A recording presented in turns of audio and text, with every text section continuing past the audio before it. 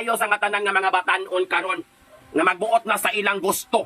Ang ilan na laman ang matuman, di na maminaw sa ginikanan. Sama aning iring ba? Hinoon ang iring manggo, di maguna parehog tawo nga makahuna-huna og insakto. Apan kini mga batanon nga insakto kay mga paminsada, unya aduna pag iniskwilahan, unya tambagan, unya yamyaman sa ginikanan nga dong ayaw sa gunig buhata dong kay batanon pagka dili panibagay sa imuha. Hulat ragyod kung muhamtong ka. Kaya aduna ragyod panahon ang tanan. Karon kay bata pa ka, i-enjoy sa ang imo nga kinabuhi. Dili ka magpinasagad og mag-una-una. Kinahanglang timing ka. I-establisar sa ng imong kaugalingon. Usa ka magbuot-buot sa imong kaugalingon nga desisyon.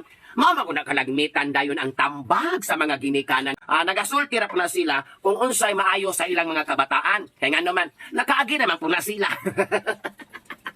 Munang maminaw po tayo kay ginaingon man na sa mga katigulangan ang tambag sa mga inahan, voice of experience. Tingog sa experience siya. Kaya naagian sa nila, maybe mas worse ang ilang naagian.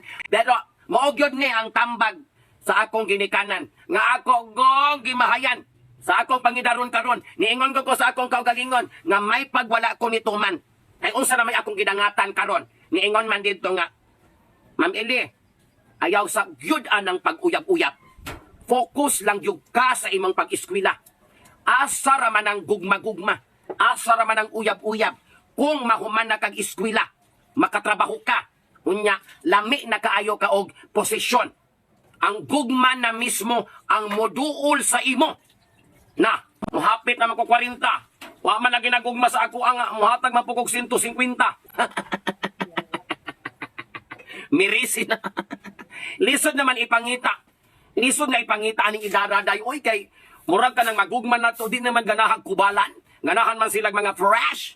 Namo naguniron. Ragunay tambag sa akong ginikanan nga akong gimahayan. May pay naguna-una kog birig-birig sa una kay nakapananom-tanom patingali ko. Gaba tingali ning ako ada. Sakto ko na, no?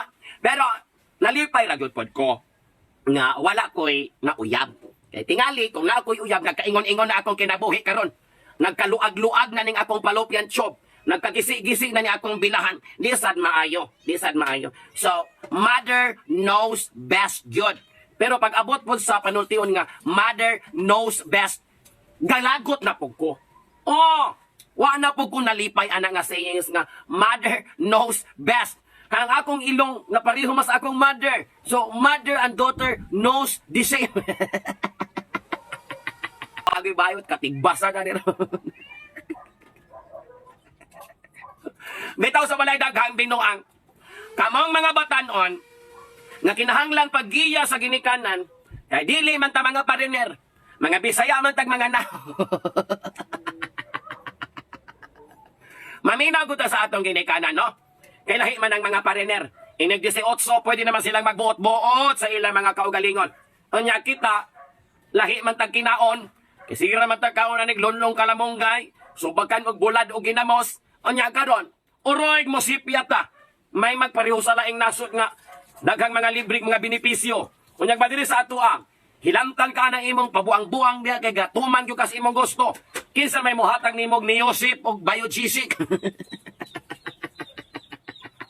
Lagot ko din, di ba? Lahit tara ko yung mga fallopian tube. Itaw sa walay daghang binuang, no? Di yun ta magbuot in some point sa atong kinabuhi.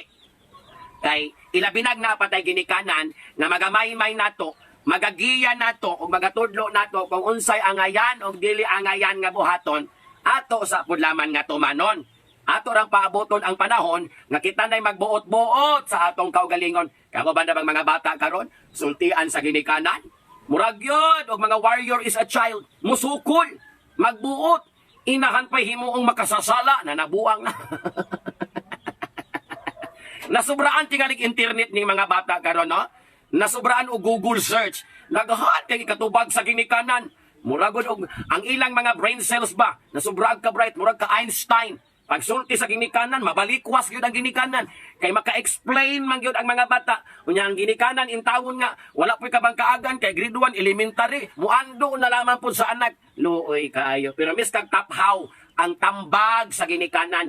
miskag dili laom og dulot diha sa imong bilahan. Pero kana nga mga pulong, gikan gayud na sa ilang kaagi nga dito gyud sila naka-learn og lesson nga di gyud maayong ipanunod sa mga kabataan na kinahanglan gong likayan. Dili man na yuta, di man na gold, mga alahas o mga property nga ilang ipanunod sa ilang mga kabataan. So, kung posible pang malikayan, ilago nang ipalihay. Kay nagsudong biya sila nga ganahan kung silang ilang mga bata matulid. Pero sa gusto natong dili, ang mga bata karon kung imong tuliron, miskan pag imo ng sandayan o dako kay punuan nga kahoy, ibaat dito kay para matulid ang ilang mga pamatasan, dili gyud kay mga mandayon ng mga bata karon. Article 3384 Republic Act of the Philippines, revised by the Penal Code of the Local Locality of Bantay Bata 163, together with DSWD. Wala. Ang mama intagon kay logos po gani kabasahala ni Ando na lamang. Ang ending, mapriso pa.